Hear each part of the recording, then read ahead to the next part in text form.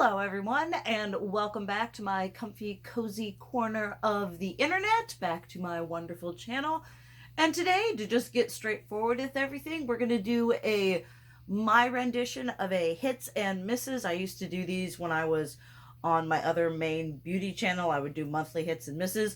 Doing a lot less makeup now, doing the same amount of living, so I figured I would share some of my favorite things that I'm enjoying that are even on beyond, because we have some skincare and things like that. That's going to be included as it shows up. But basically, I'm just going to continue talking about favorites in things that aren't just in the beauty realm, but in every realm, one of which being music. Now, when I was thinking about this part, usually I'd include like a song or two.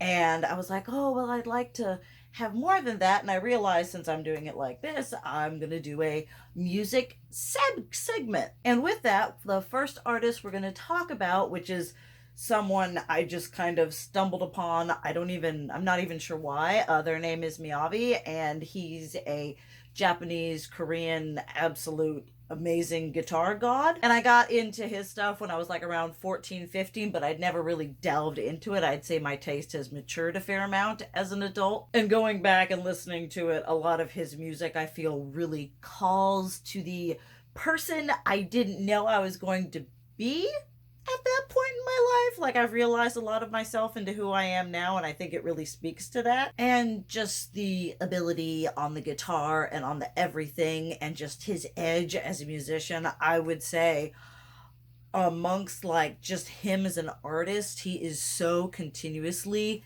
himself. Like, he'll make, new and different sounds and everything and develop as an artist, but he manages to contain that core, I feel, of what his sound is and I will leave my whole freaking playlist. I was like, oh, I'll just leave a couple songs. I got a whole playlist. I recommend all of them.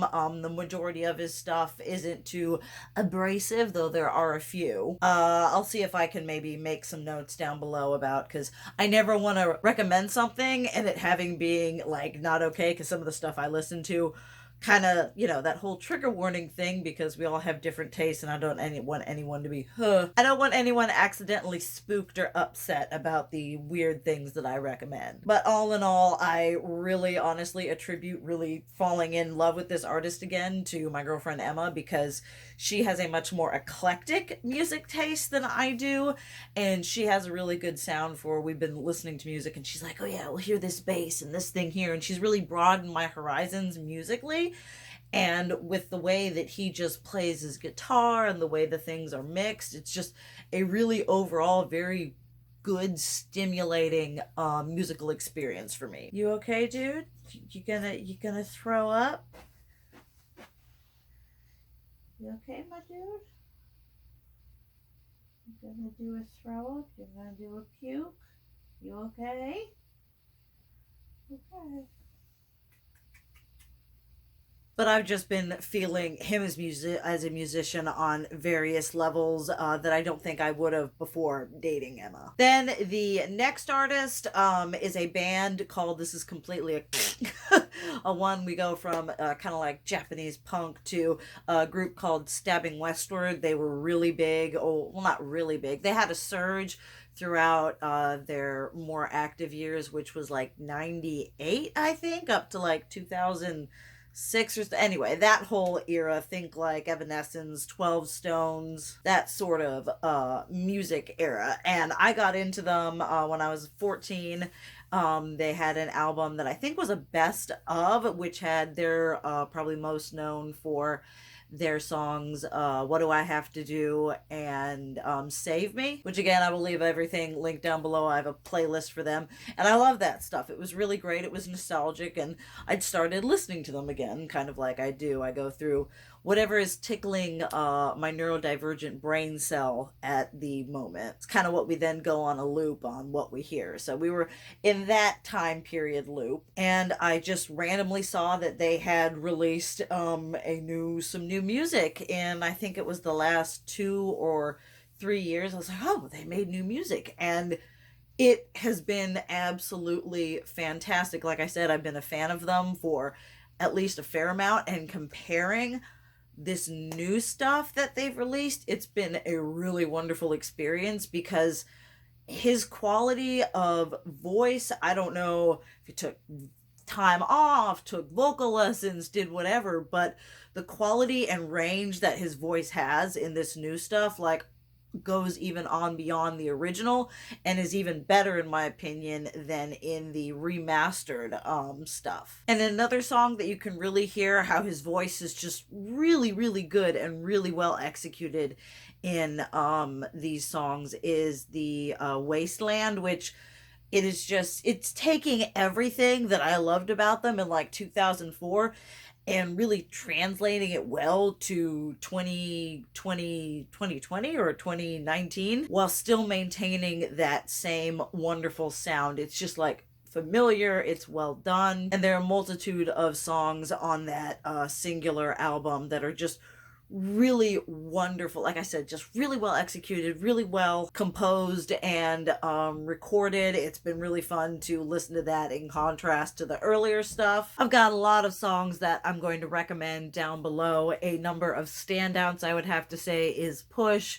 which is this beautiful, absolutely stunning, long-winded ballad that's just got some really beautiful lyrics, really beautiful voice execution by him. Wasteland is just absolutely, it's one of those dangerous ones where I'm going down the highway and I'm, it's playing and I'm doing my thing and I'm doing 75 and a 55. I'm just like, bring it back, bring it back. Let's see here. There's I Mean Nothing, and I'll also leave some of their older stuff for your listening.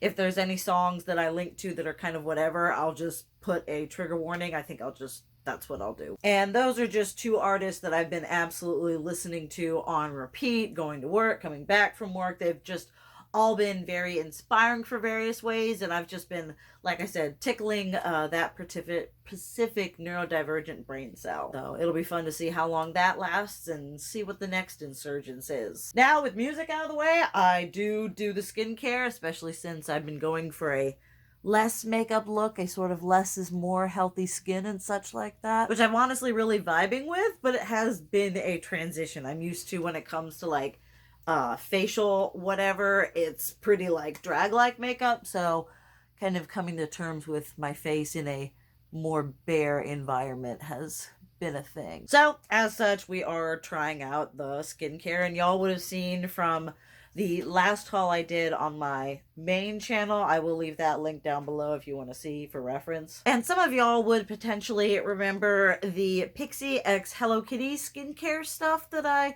was going to try, use, and review. I am happy to report that I have absolutely loved every single of these products that I've tried. First up, we've got the eye patches, AnyWhere eye patches. And typically they come, it's got a little cap right here, and then they've got just little kind of shaped eye patches like you get. Funnily enough, I actually, when I first started using this, it had a lot of product in, and I just dabbed it in the areas I wanted to put it because the patches got so much product on them, it just kind of slipped and slid and just used too much. If they sold this product by itself, I would go and buy it because I absolutely love the level of hydration and elasticity this gives to this whole area. This is where I use it unless I need a little trouble areas. And it's been so nice and kept me so hydrated and so fresh looking.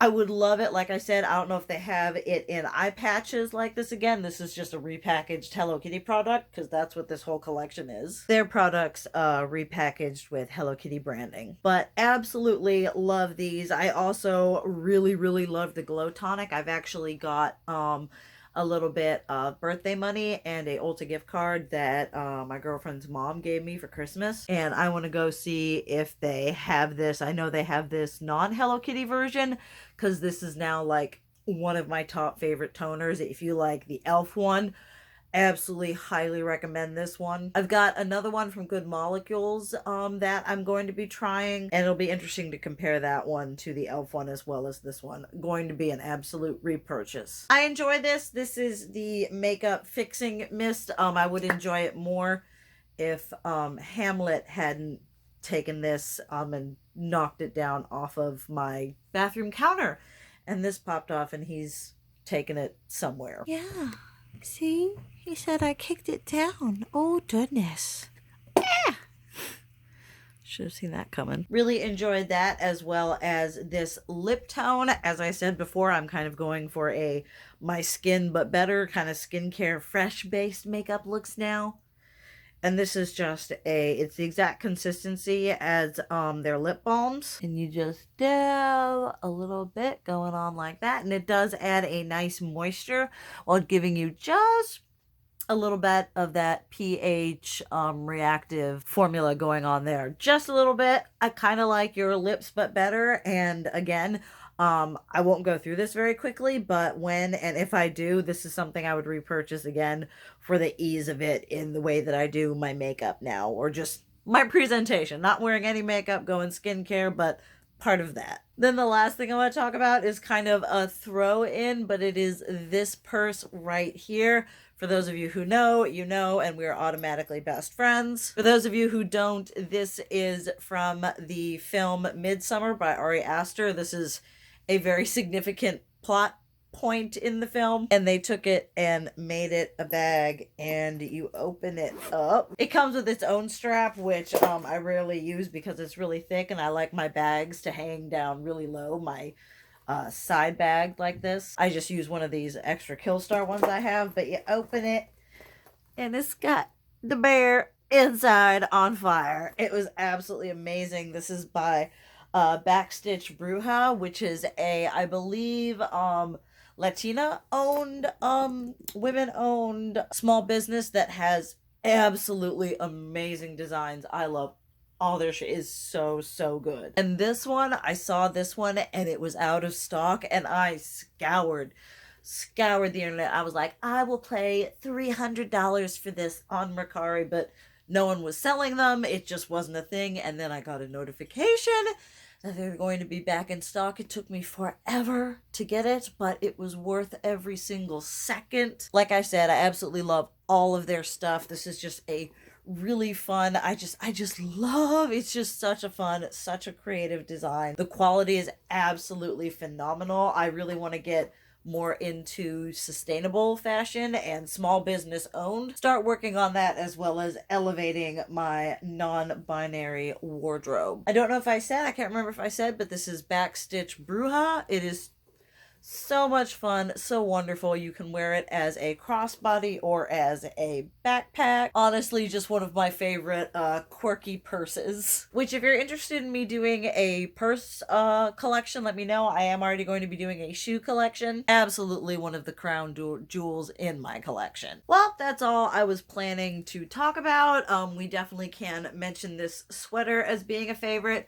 This is from another sustainable fashion small business brand, Minga, right here, which is just kind of like 90s Y2K revival, which is absolutely a look that I'm currently going for. It's got absolutely beautiful colors. I love wearing it with this skirt, this duster, this skirt, just all the things. It is super comfy, oversized. I wear this thing all the freaking time, and it is held up really well, has gone through the wash awesome, and it's just nice, big, comfy, cozy, and oversized, and in my favorite color scheme. Well, that's about the end of it. So just let me know down below if this is a kind of content that you'd be interested in seeing more of.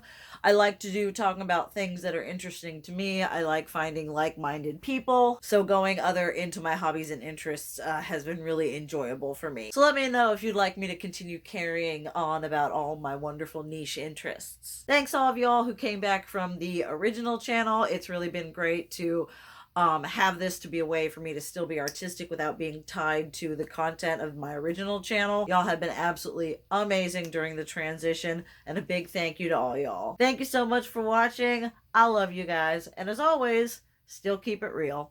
Mwah.